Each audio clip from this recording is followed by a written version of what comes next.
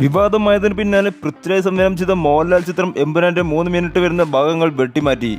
Re edit ചെയ്ത എമ്പുരാന്റെ പ്രദർശനത്തിന് കേന്ദ്ര ഫിലിം സെൻസർ ബോർഡ് അനുമതി നൽകി. അവധി ദിനമായിരുന്നിട്ടും അടിയന്തര യോഗം ചേർന്നാണ് സെൻസർ ബോർഡ് അനുമതി നൽകിയത്. റീ എഡിറ്റ് ചെയ്ത എമ്പുരാൻ നാളെ മുതൽ തിയേറ്ററിൽ പ്രദർശനത്തിനെത്തുമെന്നാണ് വിവരം. റീ എഡിറ്റർ 17 സീനുകൾ മാറ്റം വരുന്നതോടൊപ്പം വില്ലൻ കഥാപാത്രത്തിന് പേരും മാറും. എഡിറ്റ് ചെയ്ത് നീക്കാനാകാത്ത ഭാഗങ്ങളിൽ സംഭാഷണം നിശബ്ദമാക്കാനും തീരുമാനിച്ചിട്ടുണ്ട്. നേരത്തെ എമ്പുരാൻ രാഷ്ട്രീയ വിവാദത്തിന് വഴിവെച്ചതോടെ മോഹൻലാൽ ഖേദം പ്രകടിപ്പിച്ച് ഫേസ്ബുക്ക് പോസ്റ്റ് പങ്കുവച്ചിരുന്നു. മോഹൻലാലിന്റെ കുറിപ്പ് പങ്കുവെച്ച് സംവേഗം പൃഥ്വിരാജ് നിലപാട് വ്യക്തമാക്കി. തന്റെ ഒരു സിനിമയും ഏതെങ്കിലും രാഷ്ട്രീയ പ്രസ്ഥാനത്തോടോ ആശയത്തോടോ മതവിഭാഗത്തോടോ വിദ്വേഷം പുലർത്തുന്നില്ല എന്ന് ഉറപ്പുവരുത്തേണ്ടത് തന്റെ കടമയാണെന്നും പ്രിയപ്പെട്ടവർക്കുണ്ടായ മനോവിഷമത്തിൽ ഖേദം പ്രകടിപ്പിക്കുന്നുവെന്ന് മോഹൻലാൽ ഫേസ്ബുക്കിൽ കുറിച്ചു.